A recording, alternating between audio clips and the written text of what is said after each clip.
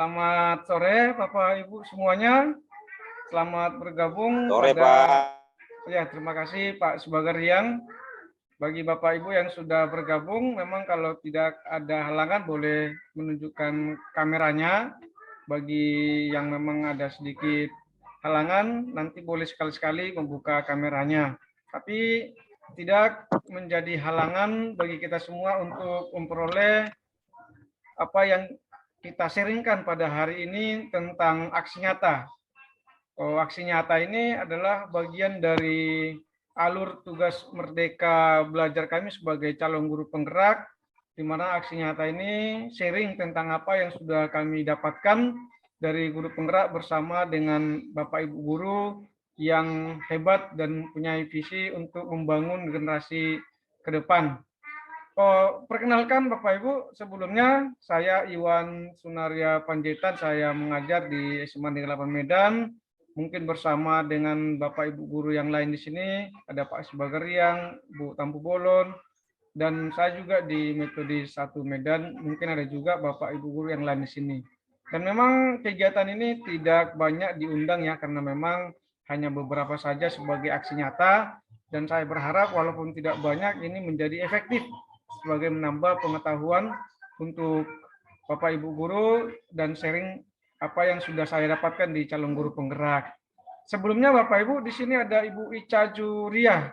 Ibu Ica ini adalah pengajar praktik yang mendampingi saya sebagai calon guru penggerak, dan juga banyak ilmu yang bisa saya dapatkan dari Ibu ini. Dan nanti mungkin kalau ada sharing-sharing, mungkin Ibu ini bisa menambah pengetahuan untuk kita semuanya.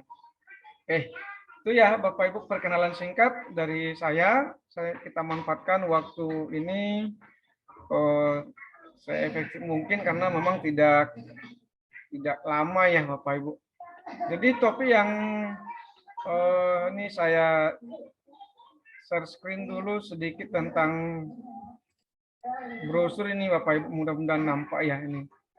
Jadi ini brosur kami sebagai calon guru penggerak melakukan sesi berbagi aksi nyata tentang budaya positif. Jadi hari ini Bapak Ibu, saya ingin sharing, bukan maksud menggurui bagi Bapak Ibu guru, bagi teman-teman yang lain, tetapi hanya sekedar sharing tentang apa yang sudah kami dapatkan, ilmu yang sudah kami dapatkan tentang budaya positif di sekolah yang bisa kita kembangkan.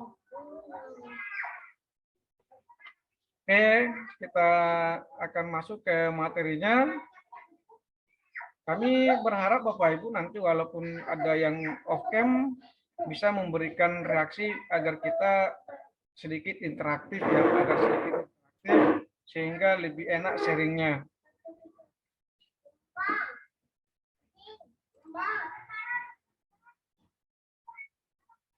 Ya, mudah-mudahan slide share screen-nya bisa kelihatan ya Bapak Ibu. Saya Bapak Ibu kelihatan? Bisa, Sir. Bisa. Saya, oke. Terima kasih. Jadi sore hari ini kita akan membahas tentang budaya positif. Jadi saya mulai dengan salam dan bahagia buat kita semuanya. Kami memang sebagai calon guru penggerak terbiasa mengucapkan salam dan bahagia, karena kami menganggap salam dan bahagia ini sebagai ucapan salam dan harapan bahwa kita sedang berbahagia dan akan berbahagia selama mengikuti kegiatan ini, bahkan harapannya juga setelah mengikuti kegiatan ini. Jadi Bapak Ibu yang hebat, Bapak Ibu guru yang hebat, hari ini kita akan membahas tentang budaya positif. Jadi sebelum kita membahas tentang budaya positif, saya ingin mengajak kita berinteraksi Bapak Ibu tentang sebuah pernyataan berikut. Apakah Bapak Ibu guru setuju dengan pernyataan berikut? Hukuman dapat mendisiplinkan anak. Bapak Ibu kalau setuju, boleh membuat reaksi ya, setuju, tanda centang atau tanda di. Oke, Bu Elizabeth, Mem Elizabeth sudah membuat tanda jempol ya. Jadi Bapak Ibu yang membuat setuju, kalau setuju boleh membuat tanda jempol boleh, yang tidak setuju juga boleh. Hukuman dapat mendisiplinkan anak.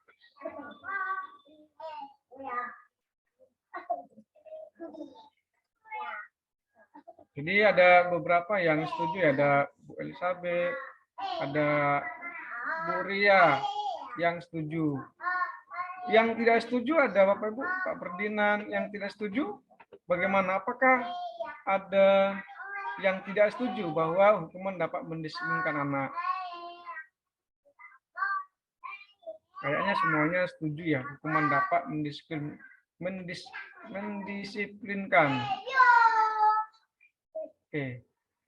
Saya lanjut Bapak Ibu, karena ada beberapa yang setuju, nanti saya minta pendapatnya yang setuju ya, yang setuju, karena nggak ada yang menjawab tidak setuju. Oh, mungkin Mem Elizabeth bisa memberikan pendapat kenapa setuju dengan pernyataan bahwa hukuman dapat mendisiplinkan anak. Terima kasih, Iwan, sudah beri kesempatan untuk saya bicara di forum ini, dan pertama-tama saya mengucapkan salam kenal buat semuanya, seluruh peserta calon guru penggerak angkatan 5 untuk Sir Iwan sebagai pembicara. Ya, kalau pendapat saya memang saya mengatakan setuju. Menurut pengalaman saya, ada kalanya kalau kita hanya memberikan hukuman secara verbal atau perkataan mungkin itu kurang, tapi lebih tepatnya kalau mendisiplinkan dengan hukuman, tapi yang sudah ditetapkan oleh pihak sekolah, diperbolehkan, apakah seperti di poin ini hukuman dengan hal positif seperti membaca, membersihkan halaman sekolah dapat meningkatkan disiplin anak. Saya rasa selagi hukuman tersebut bukan hukuman fisik atau hukuman yang membuat katakanlah abusement atau apa ya, secara bahasa Indonesianya abusement itu secara fisik lah, maksudnya melukai anak, itu saya rasa tidak membawa pengaruh yang negatif yang buat anak. Tapi dengan memberikan hukuman positif seperti yang poin 2 dan poin 3 yang kita lihat pada slide ini, saya rasa itu akan membuat jerah atau anak ingat untuk tidak melakukan kesalahan yang mereka lakukan pada saat itu di hari-hari yang akan datang. Itu saja sih dan teman-teman tanggapan saya. Oke, terima kasih Mem, lagi di jalan ya, sambil hati-hati. Oh, terima kasih. Terima kasih banget untuk jawabannya ya, bahwa hukuman dapat mendisiplinkan anak. Terima kasih juga buat alasannya. Mem Elizabeth, tadi Bu Elizabeth setuju bahwa hukuman dapat mendisiplinkan anak sehingga anak bisa jerah, tapi kalau bisa tidak bersifat hukuman fisik. Oke Bapak Ibu, nanti kita akan diskusikan lagi dengan pertanyaan yang kedua. Tadi sudah hampir dijawab sama Mem Elizabeth. Nah, yang berikutnya adalah memberi penghargaan dapat meningkatkan motivasi. Memberi penghargaan dapat meningkatkan motivasi belajar. Mungkin Bapak Ibu yang lain bisa memberikan tanggapan atas pertanyaan ini. Apakah memberi penghargaan dapat meningkatkan motivasi belajar?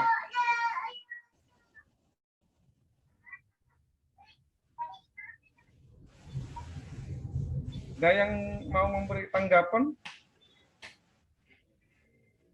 Oke, mungkin udah Bapak Ibu, lagi apa semua ya? Lagi off cam semua. Oke. Jadi boleh saya ya. Mungkin supaya bisa ada interaksi aja ya, nggak apa-apa ya. Iya, Ajar ya. Memberi penghargaan dapat meningkatkan motivasi belajar anak. Ya, ini sangat positif sekali kalau didukung oleh pihak sekolah dan para pendidik ya untuk melakukannya di lapangan atau di kelas. Karena jangankan anak, kita aja para pendidik atau para guru kalau melakukan sesuatu pekerjaan kalau dikasih reward ya pastinya kita akan semangat kan, apalagi anak-anak sih tanggapan saya. Terima kasih. Oke, terima kasih Mem. Oke, jadi ternyata memberi penghargaan dapat meningkatkan motivasi belajar anak. Bapak Ibu, hari ini pada sesi ini kita sudah mendengarkan pendapat dari teman kita, dari Ibu Elizabeth. Nanti jawaban dari Ibu Elizabeth mungkin akan dielaborasikan atau dikonfirmasi dengan slide berikutnya ya Bapak Ibu. Apakah memang betul penghargaan meningkatkan motivasi anak, kemudian bagaimana mendisiplin anak. Jadi yang mau kita bahas Bapak Ibu dari hari ini, pertemuan hari ini adalah tentang disiplin positif, nilai-nilai kebajikan universal, kemudian teori motivasi, hukuman, dan penghargaan, kemudian keyakinan kelas, kebutuhan dasar manusia, dan dunia berkualitas, restitusi, 5 posisi kontrol. Barangkali Bapak Ibu mungkin ada yang baru pertama sekali mendengar restitusi ya Bapak Ibu, tentang 5 posisi kontrol dan segitiga restitusi. Jadi yang pertama, kita ingin mengubah paradigma dulu ya Bapak Ibu, paradigma. Jadi kegiatan kepalan tangan, ada A dan B, Anda dan teman Anda.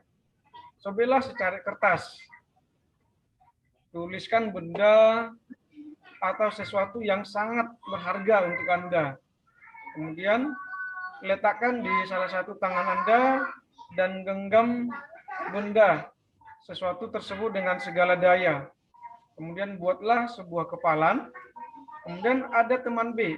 Jadi ada kita ini ada 2, satu A dan satu B. Teman B ini dia mencoba sekuat tenaga dengan berbagai cara untuk meminta Anda memberikan benda tersebut. B membujuk, mengancam, kemudian menghardik, merayu, menyuap, apa saja agar dapat membuka kepalan tangan Anda. Jadi sekarang kalau seandainya misalnya kita ini adalah si A dan teman kita adalah si B, jadi kita ini di dalam tangan kita ini ada sesuatu yang sangat berharga sekali. Jadi anggap secara kertas ini adalah sesuatu yang sangat berharga sekali. Nah teman kita si B ini, orang lain, ingin sekuat tenaga dengan berbagai cara untuk meminta atau dengan cara yang lain membuka kepalan tangan kita. Maka apa yang kita lakukan sebenarnya sebagai A? Ada yang mau memberikan tanggapan Bapak Ibu? Ada yang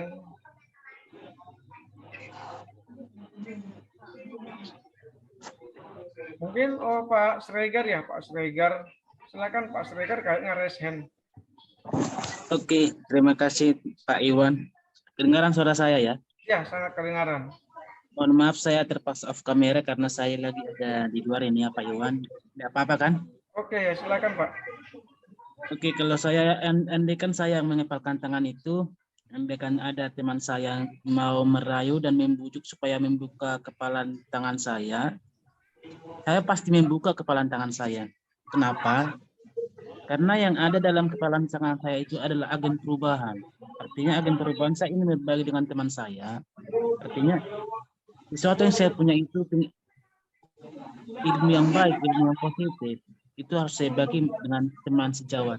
Kira-kira seperti itu ya Pak Iwan. Oh iya. Oke, terima kasih.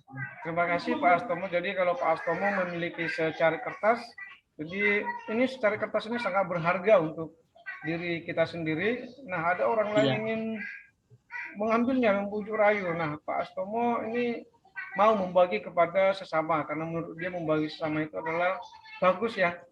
Bagus. Iya. Oh, yang lain ada yang mungkin? Ada Bapak Ibu?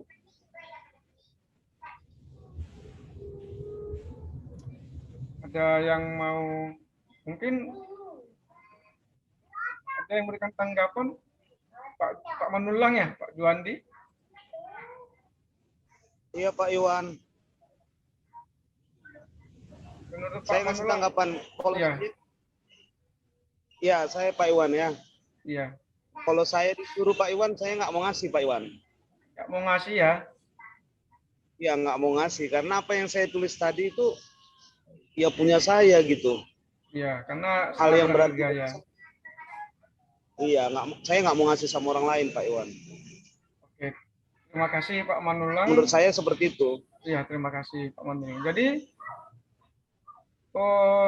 cerita ini memang sedikit sesuatu yang bisa mengubah paradigma kita ya, bahwa apa yang dianggap paling berharga oleh kita sendiri, maka biasanya akan berusaha mempertahankan walaupun ada orang yang akan membujuknya dengan berbagai cara, mungkin dengan cara menghardik, merayu, menyuap, apa saja. Jadi Bapak Ibu, perubahan paradigma ini hubungannya nanti ke siswa ini ada ya Bapak Ibu. Jadi kita sebenarnya tidak bisa terlalu menjadi mengontrol siswa tersebut. Kita bukanlah sebagai guru, itu bukan sebagai pengontrol siswa tersebut. Jadi siswa ini sebenarnya, kalau siswa tersebut sudah tahu apa yang paling berharga di dalam hidupnya, dalam sistem pendidikan yang dia jalani sekarang, maka dia yang akan mengontrol dirinya sendiri untuk mencapai tujuan pendidikan itu sendiri. Jadi yang di luar ini tidak akan bisa mempengaruhi atau membujuk atau mengubah cara pandang dia. Ibu, menurut teori kontrol, ada yang perlu perubahan paradigma yang harus kita lakukan sesuai dengan ilustrasi yang tadi. Yang pertama, sering terjadi ilusi bahwa guru itu mengontrol murid. Guru ini sering menjadi pengontrol murid. Kemudian ada juga ilusi yang sering menyatakan bahwa kritik dan membuat orang merasa bersalah dan menguatkan karakter. Jadi kalau kita mengkritik murid, kita memberikan misalnya tanggapan secara kritik, maka itu akan menguatkan karakter, merasa bersalah. Jadi kalau kita bisa membuat siswa merasa bersalah, maka itu bisa menguatkan karakter. Kemudian ada ilusi yang menyatakan bahwa penguatan positif, efektif, dan bermanfaat. Jadi semua penguatan ini yang bersifat positif, efektif, dan bermanfaat. Ternyata itu ilusi Bapak Ibu, menurut teori kontrol. Seakan-akan terlihat manfaatnya, seakan-akan terlihat bahwa ini sangat berguna mengontrol murid. Sama halnya juga dengan kritik dan membuat siswa merasa bersalah. Jadi Bapak Ibu, ini menurut teori-teori kontrol Bapak Ibu. Kemudian ilusi juga bahwa orang dewasa memiliki hak untuk memaksa. Jadi sebenarnya kalau seandainya kita memaksa siswa ini mengerjakan tugasnya, maka siswa tersebut akan mengerjakan Bapak Ibu. Tapi mungkin saja itu tidak akan lama bertahan. Jadi motivasinya hanya bersifat ekstrinsik. Lanjut Bapak Ibu. Jadi ada perubahan paradigma yang diberikan kepada kita, yaitu perubahan paradigma stimulus respon. Jadi Bapak Ibu, ada perubahan yang kami pelajari dalam calon guru penggerak ini yang mungkin bisa kita sharingkan, bahwa ada yang namanya perubahan paradigma stimulus respon. Jadi siapa sesungguhnya yang memiliki kontrol? Jadi kalau stimulus respon yang kami pahami dalam calon guru penggerak yang bisa sharingkan sama Bapak Ibu, bahwa kita mencoba mengubah orang agar berpandangan sama dengan kita. Sementara kalau dia teori kontrol, kita berusaha memahami pandangan orang lain tentang dunia. Kemudian Bapak Ibu, kalau dalam stimulus respon, perilaku buruk dilihat sebagai suatu kesalahan. Semua perilaku memiliki tujuan kalau dia teori kontrol. Kemudian orang lain bisa mengontrol saya Kalau teori kontrol hanya Anda yang bisa mengontrol diri Anda. Jadi ini perbedaan antara stimulus respon dan teori kontrol yang kami pahami di dalam CGP ini, yang seharusnya ini mengubah paradigma kami, dan kami ini sharing kepada Bapak Ibu. Kemudian saya bisa mengontrol orang lain, ini stimulus respon Bapak Ibu. Maka paradigma dalam teori kontrol adalah kita tidak bisa mengontrol orang lain. Pemaksa ada pada saat rujukan gagal. Sementara teori kontrol ini adalah kolaborasi dan konsensus menciptakan pilihan-pilihan baru. Apalagi di era revolusi industri 5.0, kalau kita masih menggunakan stimulus respon dalam mendidik siswa, maka kadang-kadang motivasi yang ada dalam siswa untuk belajar itu adalah motivasi ekstrinsik. Sementara motivasi intrinsiknya tidak ada atau sedikit sekali. Padahal motivasi intrinsik inilah yang seharusnya bisa membuat siswa menjadi lebih berhasil di dalam menjalankan pembelajarannya.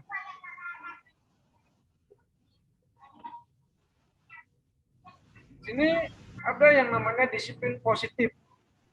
Disiplin positif yang dikemukakan oleh teorinya teori kontrol oleh Dr. William Glasser, bahwa yang menyatakan kita tidak bisa mengontrol orang lain. Jadi hanya Anda yang bisa mengontrol diri Anda. Jadi kalau kita kaitkan dengan pertanyaan refleksi tadi Bapak Ibu, ketika seseorang sudah mengetahui ada yang paling berharga di dalam dirinya, maka dia tidak akan bisa dikontrol oleh siapapun. Jadi kalau saya sudah mengetahui ada satu yang paling berharga dalam diri saya, maka orang lain melalui bujukan, rayuan, dan atau cara apapun tidak bisa mengontrol saya. Saya yang mengontrol apa yang saya miliki yang paling berharga ini. Maka demikian juga halnya Bapak Ibu tentang siswa, tentang murid. Jadi ketika murid ini sudah mengetahui apa yang paling berharga di dalam dirinya, maka faktor-faktor luar itu hanya sebagai pendukung saja. Jadi kita ini hanya sebagai pendukung saja. Jadi kalau si murid sudah mengetahui apa yang paling berharga, apa yang paling penting selama dia sekolah, maka bujukan rayuan apapun yang dia peroleh dari luar sana kemungkinan tidak akan mengubah paradigma dia dalam belajar di sekolah tersebut. Kemudian teori kontrol mengajarkan bahwa semua perilaku memiliki tujuan. Jadi teori motivasi, ada orang yang misalnya melakukan sesuatu, dia mungkin karena menghindari hukuman, mungkin karena mendapatkan imbalan, atau mungkin untuk menghargai diri sendiri. Jadi saya misalnya sebagai guru, cenderung misalnya tepat waktu di dalam mengajar, tidak mau terlambat, mungkin karena termotivasi, mungkin alasannya supaya saya tidak ditegur kepala sekolah, supaya saya mungkin mendapatkan predikat sebagai guru yang berprestasi. Siswa pun mungkin demikian juga Bapak Ibu. Jadi murid ini mungkin melakukan sesuatu pasti ada tujuan sesuai dengan teori tersebut. Mungkin karena takut dihukum, atau mungkin karena supaya mendapat penghargaan. Maka ternyata menurut si Glasser ini Bapak Ibu, teori yang paling bagus untuk meningkatkan motivasi intrinsik adalah untuk menghargai diri sendiri. Apakah hukuman bisa membuat orang lain menjadi lebih baik? Jawaban dengan pertanyaan pemantik adalah mungkin, bisa saja Bapak Ibu.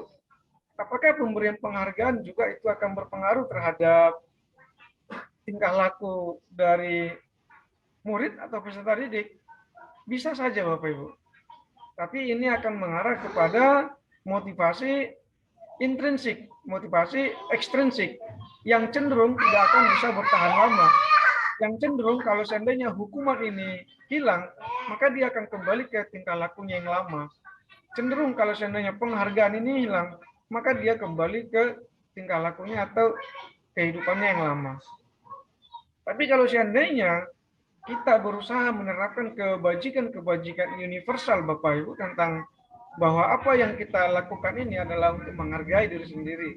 Jadi saya sebagai guru bisa tepat waktu, bisa mengajar sebagai misalnya tepat waktu atau sesuai dengan strategi-strategi belajar yang sesuai diharapkan, bukan sekedar untuk menghindari hukuman atau bukan untuk sekedar menghargai prestasi, tetapi untuk menjadi diri sebagai berharga.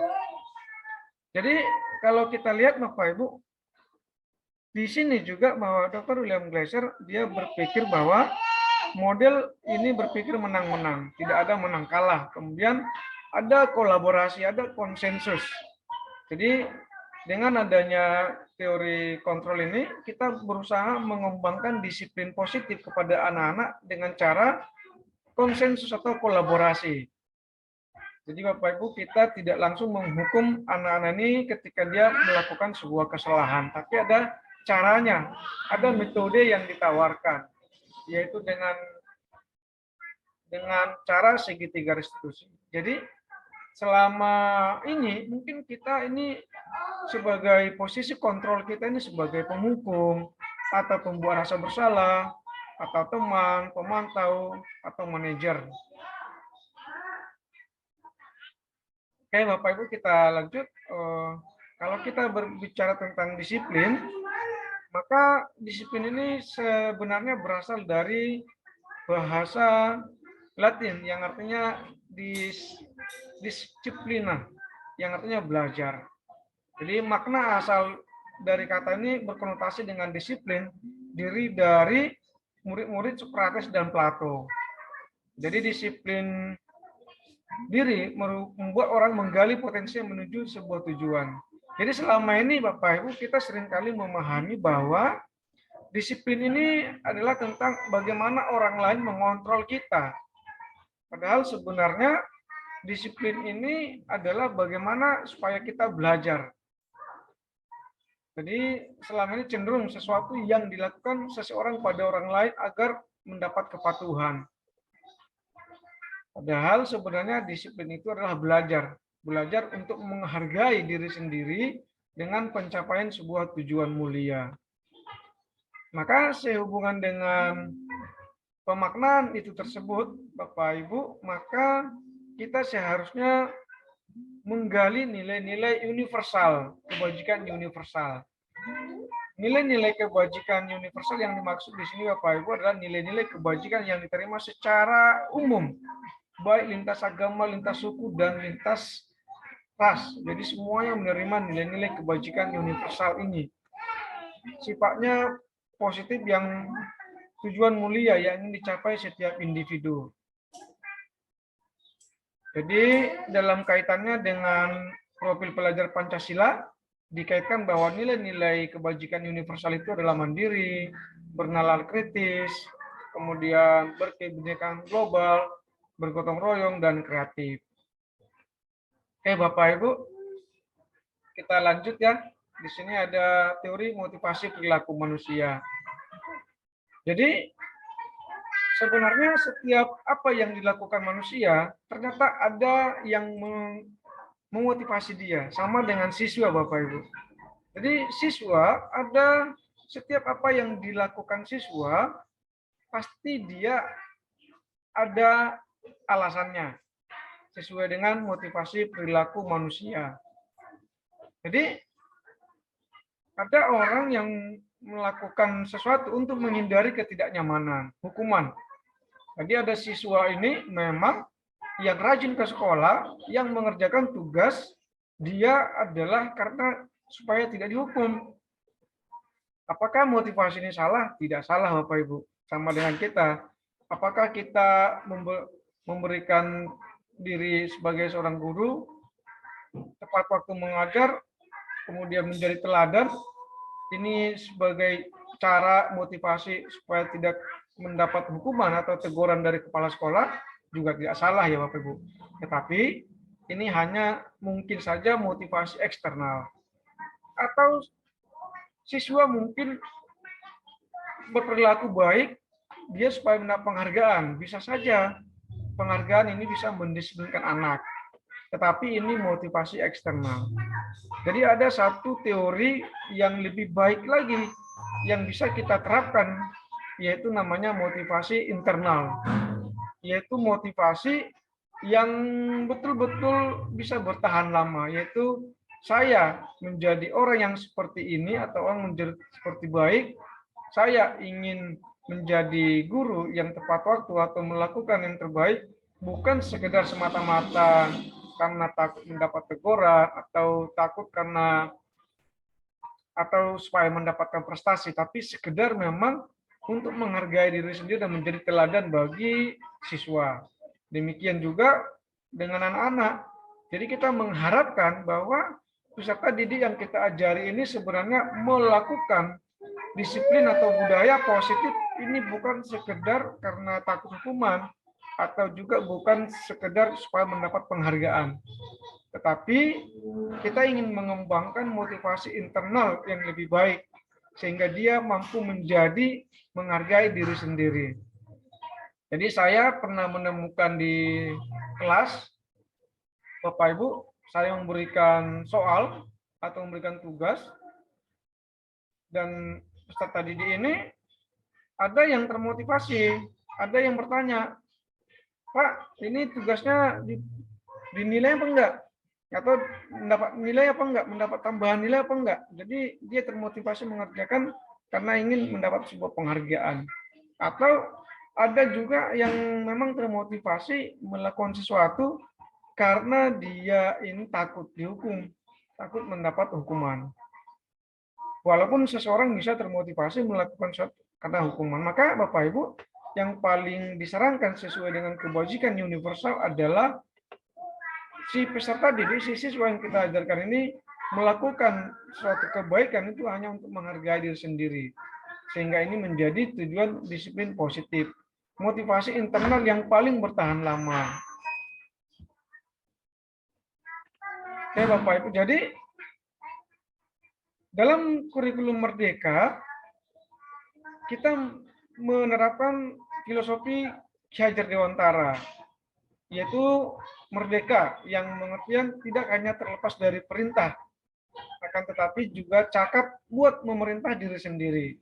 Jadi merdeka yang dimaksud di dalam kurikulum Merdeka bukan hanya sekedar kebebasan yang dia terlepas dari perintah. Bukan berarti dia tidak lagi bisa dikasih tugas, bukan berarti dia tidak lagi dikasih beban, bukan berarti dia tidak lagi dikasih perintah atau hukuman. Tetapi Ki Hajar Dewantara dengan filosofinya menginginkan bahwa merdeka yang dimaksud di sini adalah peserta didik cakap buat memerintah diri sendiri.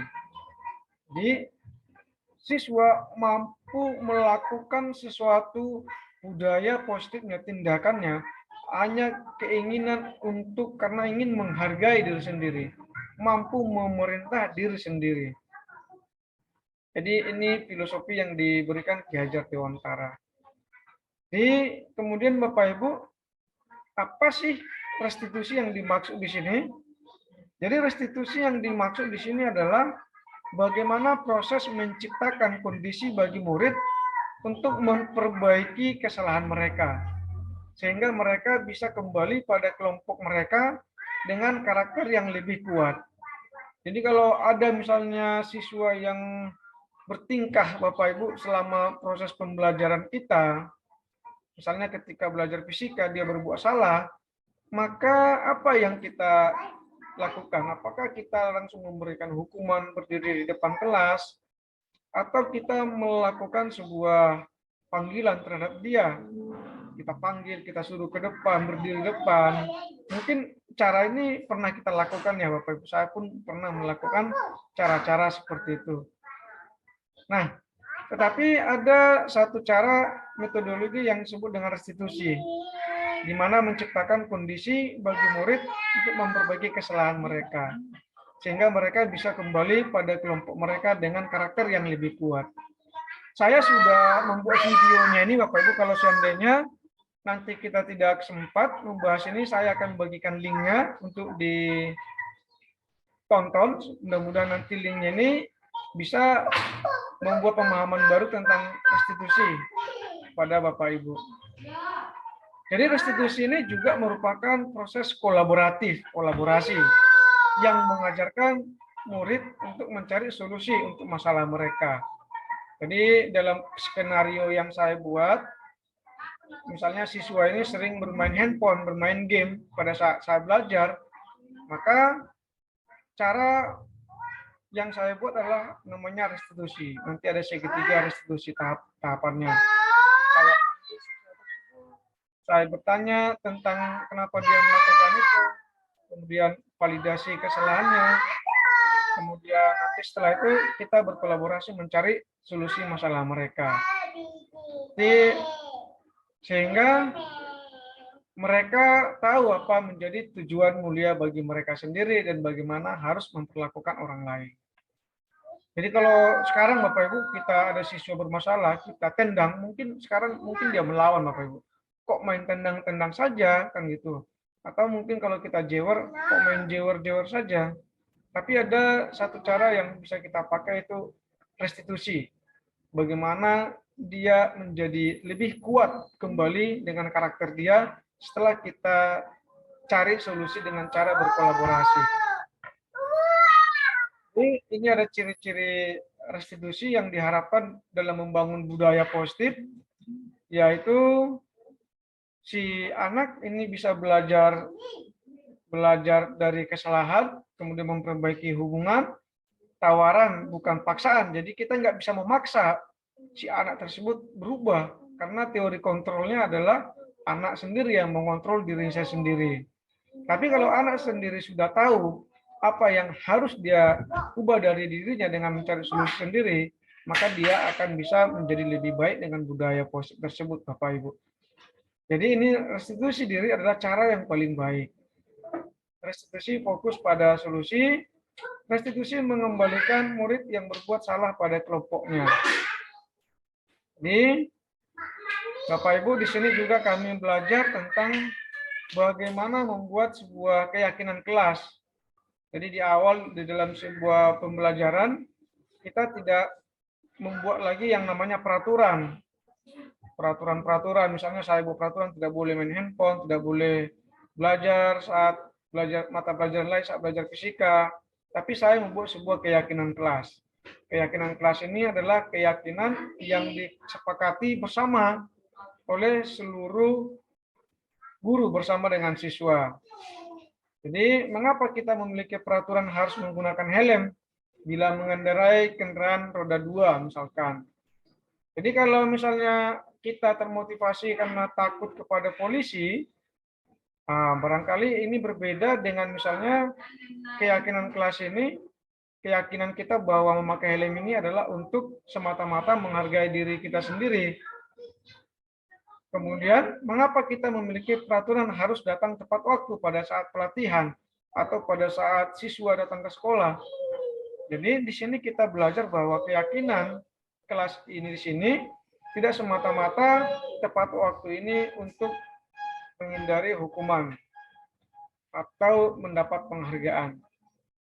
Jadi Bapak Ibu di sini kami ingin sharing tentang bagaimana membangun sebuah budaya positif itu dimulai dari keyakinan kelas. Keyakinan kelas pasti akan membangun sebuah lingkungan yang positif. Ini contoh-contoh Bapak Ibu tentang keyakinan kelas. Ini kesepakatan kelas ya. Kami guru dan murid yang saling menyayangi. Kami murid yang semangat belajar. Kami murid yang peduli dengan teman-teman. Datang tepat waktu, mengucapkan salam. Ini kesepakatan kelas. Ini Bapak Ibu contoh-contohnya. Ini kegiatan pendalaman keyakinan kelas. Jadi misalnya kita membuat sebuah hormat. Kami meyakini bahwa sangat penting untuk menghormati semua orang lain dan barang milik orang lain dalam kelas. Kemudian bekerja. Kami meyakini bahwa sangat penting untuk mengerjakan segala pekerjaan atau mengikuti kegiatan yang telah ditugaskan. Kemudian diterima dan dimiliki. Kami meyakini bahwa sangat penting untuk merasa diterima pada suatu kelompok atau saling peduli satu dengan yang lain. Ini contoh-contoh ya Bapak Ibu, misalnya Ini kalau dalam format, ini datang tepat waktu, sering hadir terlambat, menyapa teman dan guru setiap hari. Ini tidak nampak tak acuh kepada guru dan lain-lain. Jadi ini Bapak Ibu bisa kita bangun sebuah budaya positif di sekolah kita masing-masing, di kelas kita masing-masing, di dalam pembelajaran kita masing-masing. Ini perbedaannya Bapak Ibu peraturan dengan keyakinan kelas. Jadi kalau peraturan, misalnya kita buat dilarang mengganggu orang lain. Jadi bedanya dengan keyakinan kelas adalah kita menghormati orang lain. Hadir di sekolah 15 menit sebelum pembelajaran dimulai. Menghormati orang lain dan berkomitmen. Jadi keyakinan kelas itu biasanya dengan bahasa-bahasa yang lebih positif. Bahasa-bahasa yang lebih memiliki kebajikan yang universal. Misalnya kalau kita bicara tentang gunakan masker, maka keyakinan kelas ini bisa kita ganti dengan kesehatan atau keselamatan.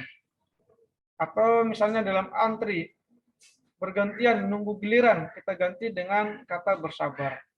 Jadi keyakinan kelas ini kita akan praktekkan Bapak Ibu di kelas dengan bahasa-bahasa yang positif, yang memiliki kebajikan yang universal. Kemudian kita lanjut Bapak Ibu. Di sini dihukum oleh penghargaan. Jadi kalau kita menghargai, memberikan penghargaan, ternyata penghargaan bisa menurunkan kualitas Bapak Ibu. Penghargaan bisa menurunkan kualitas. Kemudian ternyata penghargaan bisa mematikan kreativitas.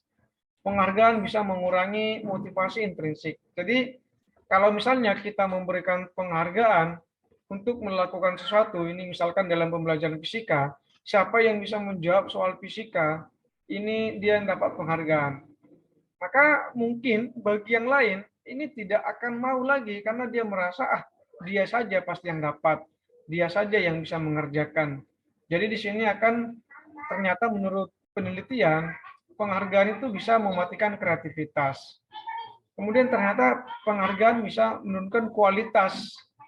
Dan yang paling berpengaruh adalah penghargaan bisa mengurangi motivasi intrinsik, seperti contoh tadi Bapak Ibu.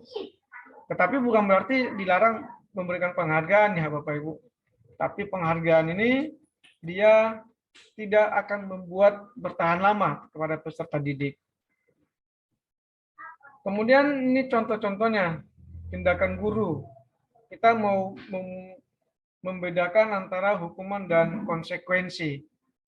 Mencatat 100 kali di dalam buku kalimat saya tidak akan terlambat lagi karena terlambat ke sekolah. Mungkin ini bentuk hukuman. Lari mengelilingi lapangan basket 2 kali karena terlambat ada sekolah, mungkin ini hukuman. Murid diminta push up 15 kali karena tidak menggunakan masker, mungkin hukuman. Jadi kita konsekuensi ini biasanya lebih mengarah kepada si siswa mengetahui kenapa dia harus melakukan kesalahan dan tidak mengulanginya lagi. Jadi misalnya murid diminta untuk push up 15 kali karena tidak menggunakan masker ke sekolah.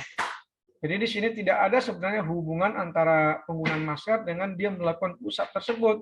Di sini hanya bagaimana kita memberikan sebuah punishment supaya siswa tersebut merasa jera, tidak mau lagi melakukan hal yang sama. Membersihkan tumpahan air di meja tulis karena tersenggol pada saat belajar. Ini bentuk konsekuensi. Karena memang ada hubungan antara dia tidak sengaja memberikan senggolan kepada botol tumpah, maka dia bersihkan. Ini konsekuensi. Tetapi kalau seandainya dia membuat tumpah botol air minum, tapi kita hukum dia dengan push up, ini adalah sebagai hukuman. Karena tidak ada hubungan antara tumpahnya dengan push up-nya. Ini perbedaannya Bapak Ibu ya. Hukuman itu sesuatu yang menyakitkan harus terjadi. Saya pun dulu Bapak Ibu sering memberikan hukuman. Tapi paradigma yang saya pelajari perlahan-lahan membuat saya mengubah paradigma saya menjadi sebuah konsekuensi. Ini adalah paksaan, tapi kalau dia konsekuensi, stimulus dan tanggapan.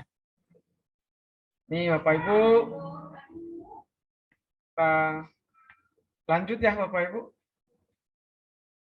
Kemudian ternyata kita memahami bahwa semua makhluk hidup Bapak Ibu atau siswa atau guru itu sebenarnya melakukan sesuatu itu karena ada kebutuhan dasarnya. Kasih sayang, diterima, penguasaan, kesenangan, itu kebebasan. Jadi kalau ada siswa yang bandel di kelas, pasti dia melakukan itu karena mungkin salah satu dari dasar kebutuhan ini. Ada orang yang suka main game pada saat belajar, pasti dia karena mungkin dia kebutuhan rasa senang belum terpenuhi. Ada orang yang suka keluar kelas, mungkin dia karena rasa kebebasan, kebutuhan kebebasan dia yang pengen dia penuhi. Maka Bapak Ibu, kalau kita sudah memahami dan mengetahui kebutuhan dasar manusia siswa kita, maka kita bisa mendeteksi sebenarnya pribadi dia. Misalnya ada yang kurang rasa kasih sayang, ada yang ingin menguasai di kelasnya, dan lain sebagainya. Jadi dari sini bisa kita lihat 5 posisi kontrol kita Bapak Ibu. Misalnya sebagai penghukum, biasanya penghukum ini suka menghardik, suka menyakiti dan suka menyindir. Misalnya berceramah, ibu kecewa sama kamu karena kamu tidak mengerjakan tugas. Mungkin ini sebagai pembuat rasa bersalah. Ada juga sebagai teman, Bapak Ibu. Kita sebagai guru ini sering juga bertindak sebagai teman kepada siswa. Ayolah, nak, kamu lakukanlah ini demi ibu. Masa kamu tidak mau ingin ibu bantu kira-kira seperti itu. Ada juga pemantau. Jadi kalau ada siswa yang terlambat, kita langsung katakan, ini sudah jam berapa? Menurut kamu peraturannya apa? Kira-kira seperti itu. Kemudian kalau tipe manajer, ini yang paling diharapkan dari kita Bapak Ibu, kontrol diri. Kita selalu mengajukan pertanyaan-pertanyaan. Misalnya kalau ada siswa yang terlambat, mengapa kamu terlambat nak? Kemudian bagaimana caranya supaya kamu tidak bisa terlambat lagi? Jadi kalau dulu ada orang terlambat tidak tahu, tidak apapun alasannya dia pasti dihukum. Itu namanya penghukum. Atau membuat orang bersalah. Kemudian atau sebagai teman dan sebagai pemantau. Tapi kita diharapkan sebagai manajer. Ini kira-kira pertanyaan-pertanyaan pemantiknya Bapak Ibu. Kalau saya kecewa sekali dengan kamu karena kamu tidak melakukan apa yang ibu minta, maka ini biasanya siswa akan merasa bersalah. Jadi kalau siswa merasa bersalah ini biasanya motivasinya cenderung berubah tapi sebentar. Kamu tidak pernah benar melakukannya, ini juga mungkin penghukum. Kemudian ayolah nak, kamu lakukanlah ini demi ibu. Si anak mungkin menganggap kita sebagai teman dan dia mungkin akan berubah, tapi mungkin hanya sementara. Kemudian, apakah kamu mau mendapatkan stiker bintang ini? Hadiah, pemantau. Jadi yang paling enak, yang paling bagus untuk generasi kita adalah sebagai manajer. Bagaimana kamu bisa menyelesaikan masalah ini? Jadi Bapak Ibu nanti akan saya berikan linknya seperti yang saya bilang tadi, demonstrasi kontekstualnya ya Bapak Ibu, yang bisa referensi bagi Bapak Ibu. Kemudian ini segitiga restitusi yang diterapkan. Jadi yang pertama validasi, ada namanya validasi kebutuhan, ada namanya menstabilkan identitas, kemudian mau jadi apa. Misalnya Bapak Ibu ada siswa yang bermasalah, kita bisa bertanya, kamu pasti punya alasan kenapa melakukan ini. Saya pun dulu pernah melakukan kesalahan, kira-kira seperti itu Bapak Ibu. Jadi ini menstabilkan identitas. Berbuat salah itu hal manusiawi, tidak ada manusiawi yang sempurna. Bapak Ibu juga pernah buat masalah. Kalau kamu menyalahkan dirimu sendiri terus-menerus, apakah kamu bersikap baik pada dirimu sendiri? Kira-kira ini Bapak Ibu ya. Kemudian menanyakan keyakinan. Apakah menurutmu apa yang kamu lakukan ini sudah sesuai dengan keyakinan kelas kita? Apakah menurutmu yang sudah kamu lakukan ini sudah sesuai dengan nilai-nilai universal yang kita kesepakati? Oke, Bapak Ibu, kemudian ini menanyakan keyakinan. Oke, Bapak Ibu, karena waktu kita sudah mau selesai ya Bapak Ibu, mudah-mudahan ini bisa bermanfaat bagi kita semuanya. Sebenarnya ini kalau kita praktekkan tidak cukup waktunya 1,5 jam ya Bapak Ibu, tapi saya yakin nanti di lain waktu saya bisa sharing dengan Bapak Ibu dimanapun tempatnya berada, saya siap sharing-sharing dengan Bapak Ibu semuanya. Saya meminta kepada Bapak Ibu karena waktunya juga sudah mau habis ya, meminta refleksi kepada Bapak Ibu tentang apa yang sudah kita dapatkan hari ini. Misalnya, adakah yang mengubah paradigma saya, perasaan yang muncul kepada saya pada hari ini. Bapak Ibu, ada yang mau melakukan refleksi? Maaf, saya minta maaf Bapak Ibu kalau waktunya terburu-buru sekali ya. Ada Bapak Ibu yang mau memberikan tanggapan refleksi? Mungkin Pak Ya, Sibagarian ya? saya Pak, ya, siap. Kalau dari tadi yang saya mendengarkan paparan Pak Panjaitan, terus terang itu salah satu mengubah paradigma saya di dalam mengatasi siswa yang agak sedikit bermasalah di kelas, Pak. Misalnya dari hal segi memberikan hukuman, memberikan arahan untuk menjalankan hukumannya, pemilihan hukumannya, dan memilih perkataan yang cocok untuk mengatasi hal-hal seperti itu, Pak. Terima kasih, Pak. Oke, terima kasih kepada Pak Bagarian sudah memberikan refleksinya. Mungkin Bapak Ibu yang lain ada yang mau memberikan tanggapan tentang apa yang sudah kita sharingkan. Bu Elizabeth ya.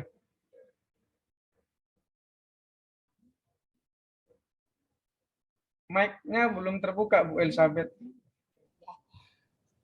Saya terima kasih sebelumnya ya untuk diikut sertakan dalam aksi nyata budaya positif ini dari Sir Iwan. Ya, tidak jauh beda dengan pendapat dari Pak Bagariang.